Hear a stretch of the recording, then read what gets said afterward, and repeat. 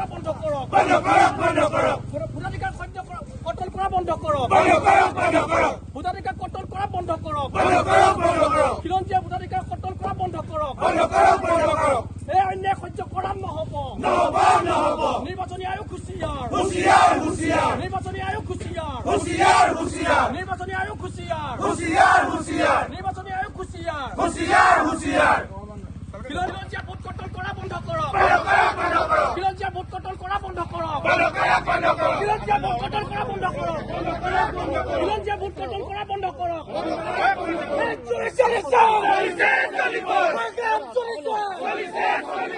RSS বিজেপিৰ মতে voter তালিকা সংশোধন কৰা বন্ধ কৰক মৃত নোহোৱা ব্যক্তিকো মৃত সজাই ভোটাৰ তালিকা সংশোধন কৰা বন্ধ কৰক এই অন্যায় সহ্য কৰা নহব এই অন্যায় সহ্য কৰা নহব ভোটাধিকাৰ কৰ্তন কৰা বন্ধ কৰক খিলঞ্জীয়াৰ অধিকাৰ কাঢ়ি লোৱা বন্ধ কৰক খিলঞ্জীয়াৰ অধিকাৰ কাঢ়ি লোৱা বন্ধ কৰক নিৰ্বাচনী আয়োগ হুঁচিয়াৰ নিৰ্বাচনী আয়োগ হুঁচিয়াৰ নিৰ্বাচনী আয়োগ হুঁচিয়াৰ এই যুঁজ চলিছে সংগ্ৰাম চলিছে অসমীয়াত জাগিছে অসমীয়াত জাগিছে অসমত দাদাগিৰি বন্ধ কৰক প্ৰতিনিধি হিচাপে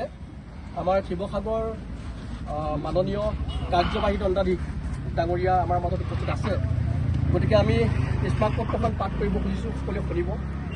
প্ৰতি মাননীয় নিৰ্বাচনী বিষয়া শিৱসাগৰ জিলা মহোদয় সংগ্ৰামী অভিবাদন গ্ৰহণ কৰিছে আমি জানিব পাৰিছোঁ যে শেহতীয়া নিৰ্বাচনৰ প্ৰাক্ষণত ভোটাৰ তালিকাৰ বিশেষ সংশোধনীৰ নামত এক অন্যায় সাধন কৰা হৈছে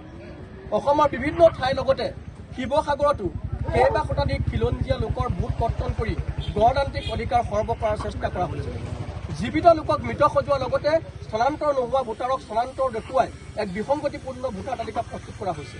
এনে অগণতান্ত্ৰিক আৰু বেআইনী কাৰ্যক গৰিহণা জনাই অহা 7 দিনৰ ভিতৰত এটা বিসংগতিপূৰ্ণ ভোটাৰ তালিকা সঁচা অৰ্থত সংশোধন কৰি জীৱিত আৰু স্থানান্তৰ নোহোৱা খিলঞ্জীয়া লোকক ভোটাৰ তালিকাত অন্তৰ্ভুক্ত কৰাৰ দাবী জনালোঁ অন্যথা আমি তীব্ৰ গণতান্ত্ৰিক আন্দোলন কৰিবলৈ বাধ্য হ'ম ভৱদীয় পৰকজ্যোতি দাস সাধাৰণ সম্পাদক সদৌ অসম অনুসূচিত জাতি ছাত্ৰ সন্থা জিন্তু মেছ অসম ছাত্ৰ যুৱ সন্মিলনী আকিব হুছেইন কেন্দ্ৰীয় সাংগঠনিক সচিব বৃহত্তৰ অসমীয়া যুৱ মঞ্চ শংকৰজ্যোতি শইকীয়া কোচ ৰাজবংশী ছাত্ৰ সন্থা শিৱসাগৰ মুঠৰ ওপৰত কথাটো হ'ল কি এইটো অন্যায় হৈছে আৰু এই অন্যায় সহ্য কৰা নহ'ব কোনো কাৰণতে সহ্য কৰা নহ'ব ভোটাৰ তালিকা সংশোধনীৰ নামত অন্যায় কৰাটো এইটো আচলতে গণতন্ত্ৰৰ ওপৰত চৰম কুঠাৰাঘাত ইয়াক আমি কেতিয়াও সহ্য নকৰোঁ আজি প্ৰতিকী প্ৰতিবাদ খিলঞ্জীয়াৰ ভোট কৰ্তন কৰা বন্ধ কৰক খিলঞ্জীয়াৰ ভোট কৰ্তন কৰা বন্ধ কৰক খিলঞ্জীয়াৰ ভোট কৰ্তন কৰা বন্ধ কৰক খিলঞ্জীয়াৰ ভোট কৰ্তন কৰা বন্ধ কৰক ৰাজনৈতিক দলৰ স্বাৰ্থত ব্যৱহাৰ হোৱা এই নিৰ্বাচনী আয়োগ এখন শুদ্ধ ভোটাৰ তালিকা প্ৰস্তুত হোৱাত বা শুদ্ধ ভোটাৰ তালিকা হোৱাত কাৰো আপত্তি নাই কাৰো বিৰোধো নাই কিন্তু সেই শুদ্ধ ভোটাৰ তালিকাৰ নামত খিলঞ্জীয়া মুছলমানৰ ভোট কৰ্তনক নুবুজায় সেই শুদ্ধ ভোটাৰ তালিকাৰ নামত পৰিভ্ৰমী অনা অসমীয়া ভোটাৰক ভোটাৰ তালিকাত অন্তৰ্ভুক্তি নুবুজায় এছআই মানে বিশেষ সংশোধনী বিজেপিৰ বিশেষ ৰাজনৈতিক অস্ত্ৰত পৰিণত হৈছে এই নিৰ্বাচনী বিষয়া কাৰ্যালয়টো বিজেপিৰ নিৰ্বাচনী কাৰ্যালয়ৰ দ্বাৰা ব্যৱহাৰ কৰি এছআৰক সম্পূৰ্ণ ৰাজনৈতিক অস্ত্ৰ হিচাপে ব্যৱহাৰ কৰি খিলঞ্জীয়া মানুহৰ ভোট কৰ্তন কৰা হৈছে মুছলমান মানুহৰ ভোট কৰ্তন কৰা হৈছে আৰু পৰিভ্ৰমী অনা অসমীয়া লোকক ভোটাৰ তালিকাত অন্তৰ্ভুক্ত কৰা হৈছে এই কথাটো কোনোদিনে গ্ৰহণযোগ্য নহয় এটা কথা স্পষ্ট ইয়াতকৈ আৰু দুখৰ বিষয় কেতিয়া হ'ব নোৱাৰে যে এখন দেশৰ গণতান্ত্ৰিক ব্যৱস্থাৰ মূল যিটো স্তম্ভ গণতান্ত্ৰিক ব্যৱস্থাটো বাহাল আছেনে তাৰ যিটো মাপকাঠি যাক নিৰ্ধাৰণ কৰা হৈ আহিছে নিৰ্বাচন আয়োগৰ নিৰপেক্ষতা নিৰ্বাচন আয়োগৰ স্বতন্ত্ৰতা যেনেকৈ সংবাদ মাধ্যমৰ স্বতন্ত্ৰতাক বুজায় কিন্তু নিৰ্বাচন আয়োগৰ যি চৰিত্ৰ স্বতন্ত্ৰতা আৰু নিৰপেক্ষতা সম্পূৰ্ণ ভৰিয়ে মোহাৰি বিজেপি RSSৰ ইচ্ছামতে ভোটাৰ তালিকা প্ৰস্তুত কৰা হৈছে এই ভোটাৰ তালিকাৰ যোগেদি স্পষ্ট বাৰ্তা দিছে যে দেশত হিন্দু ৰাষ্ট্ৰৰ নিৰ্মাণৰ কাৰণে তেওঁলোকে আৰু দুদিনৰ পাছত কৈ দিব যে মুছলিম মানুহৰ ভোটাধিকাৰৰ কোনো অধিকাৰেই নাই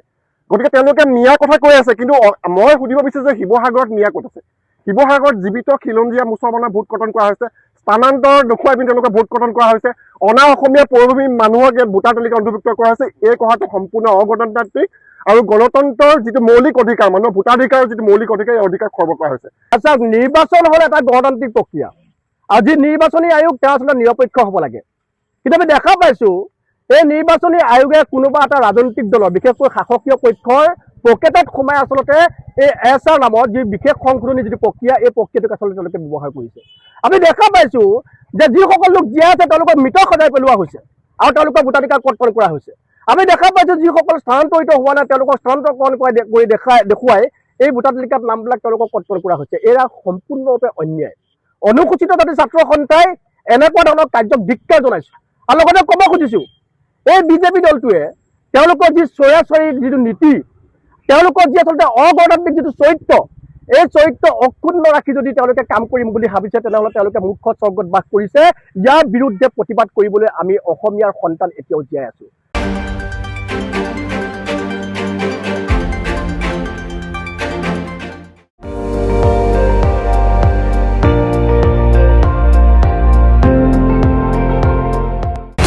আপুনি চাই আছে ND24,